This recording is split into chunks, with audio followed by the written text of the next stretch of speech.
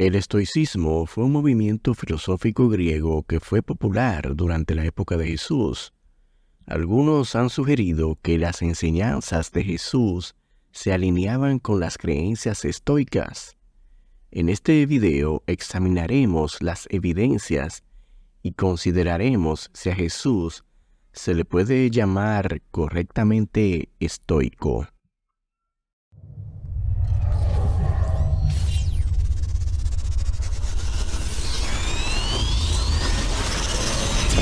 Si tienes esperanza, si confías, todo lo puedes.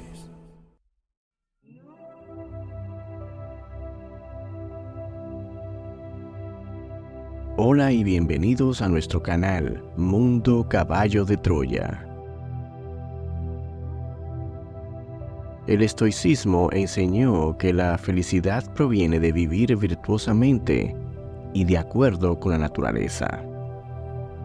Los estoicos practicaban el autocontrol y el desapego de los placeres y emociones mundanos. Creían que la lógica, no la emoción, deberían guiar las acciones de uno. Algunas de las enseñanzas de Jesús parecen superponerse con las creencias estoicas. Sin embargo, también hay diferencias importantes que sugieren que etiquetar a Jesús como estoico es inexacto. Al explorar esta cuestión, debemos de recordar que los evangelios presentan a Jesús como divino, algo que ningún estoico afirmaría. Puntos claves.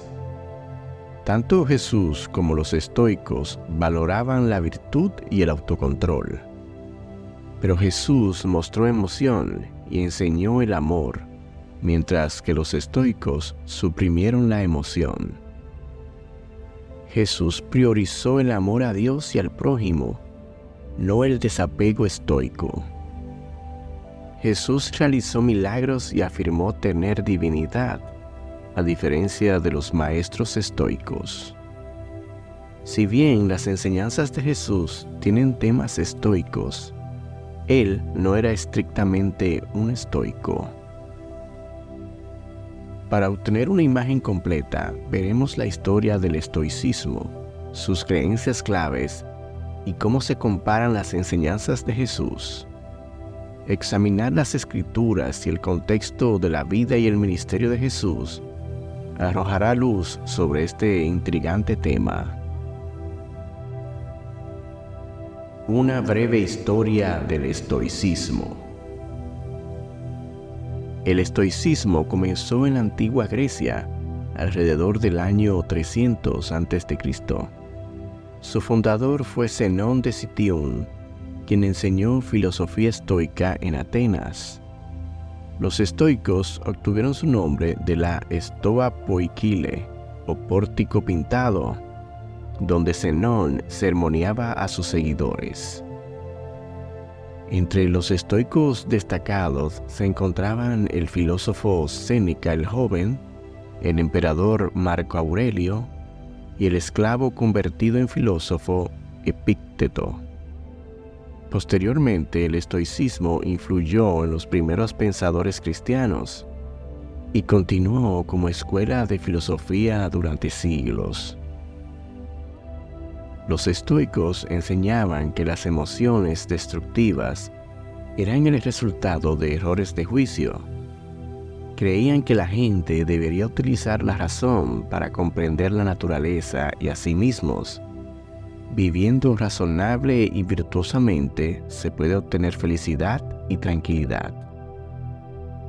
Ahora exploraremos algunas creencias y prácticas estoicas claves.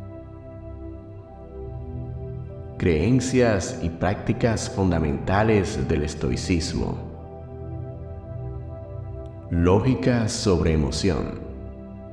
Los estoicos suprimieron la pasión y la emoción para dejar espacio a la razón y al juicio lógico. Consideraban que las emociones eran poco fiables y destructivas para una mente pacífica. Virtud. Ser virtuoso se alinea con la naturaleza del universo. Los estoicos se esforzaron por practicar la prudencia, la justicia, el coraje y la templanza. Autocontrol. Dominar los propios deseos y emociones permitió obtener paz interior y felicidad. El sabio ideal estaba libre de pasiones negativas. Destino. Los estoicos creían que todo estaba determinado por un destino eterno. Aunque uno no podía controlar las circunstancias, sí podía controlar sus respuestas.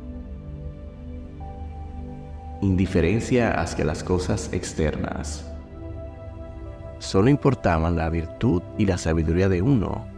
Las posesiones materiales y el estatus social no eran importantes para la felicidad. Contemplación de la muerte. Reflexionar sobre la muerte ayudó a los estoicos a desapegarse de las preocupaciones mundanas y vivir cada día plenamente alineados con sus valores. Aceptación tranquila. Dado que las cosas externas estaban fuera de control de uno, los estoicos se centraron en enfrentar los desafíos con ecuanimidad en lugar de esfuerzos ansiosos. Cosmopolitanismo. Los estoicos se veían a sí mismos como ciudadanos del mundo. Se liberaron de estrechas afiliaciones e identificaciones políticas. Esto proporciona una visión general amplia de la ética estoica y las prácticas espirituales. Pero, ¿se habría alineado Jesús con estas enseñanzas? Investiguemos cómo se comparan su vida y sus palabras. Comparando las enseñanzas de Jesús con el estoicismo. Ciertamente existen algunas similitudes entre las enseñanzas de Jesús y las creencias estoicas. Virtud y autocontrol.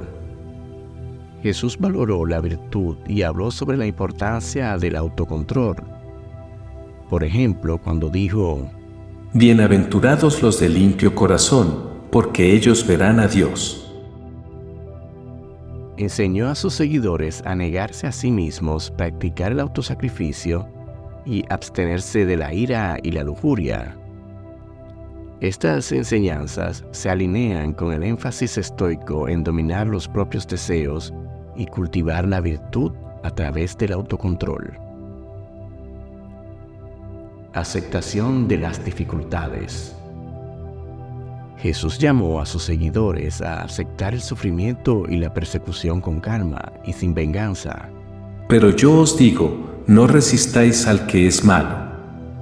Pero si alguien te da una bofetada en la mejilla derecha, vuélvele también la otra. Él modeló esta aceptación radical durante su juicio y crucifixión. Esta resistencia estoica de las dificultades se alineaba con la disciplina estoica de afrontar los desafíos con ecuanimidad. Desapego de las cosas mundanas. Jesús animó a sus discípulos a negar las posesiones mundanas y a no preocuparse por las necesidades materiales. No os hagáis tesoros en la tierra, donde la polilla y el orín corrompen, y donde ladrones minan y hurtan, sino haceos tesoros en el cielo, donde ni la polilla ni el orín corrompen, y donde ladrones no minan ni hurtan. Porque donde esté vuestro tesoro, allí estará también vuestro corazón. Los estoicos estarían de acuerdo en que la verdadera felicidad proviene de cultivar la virtud interior en lugar de buscar placer en las cosas externas. De esta manera, las enseñanzas de Jesús se suponen con las creencias estoicas. Sin embargo, también existen diferencias importantes. Diferencias entre Jesús y los filósofos estoicos. Si bien Jesús compartió algunos temas estoicos, hay distinciones claves que lo separan de la tradición estoica. Emoción.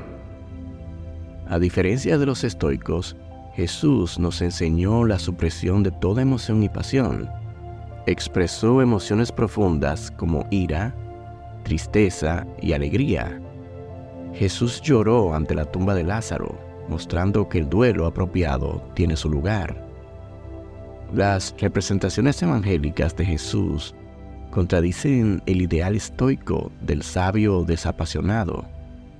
Jesús vivió plena y profundamente como un ser humano, no simplemente como un agente racional desapegado. Amar. Si bien los estoicos valoran las acciones virtuosas, no enfatizaban el amor. Por el contrario, el amor era central en las enseñanzas éticas de Jesús.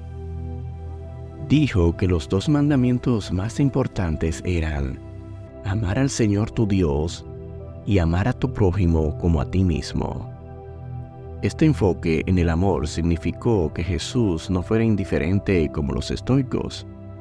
Se entregó a las personas, sanó sus enfermedades y forjó amistades profundas. Providencia sobre el destino. Los estoicos creían que todo estaba predeterminado por el destino. En contraste, Jesús enseñó que la providencia activa de Dios, no el destino impersonal, guía al mundo. Habló del cuidado de Dios por cada gorrión que cae y del número de cabellos en la cabeza de cada persona. En lugar del destino, Jesús presentó un Dios personal en el que se puede influir mediante la fe y la oración.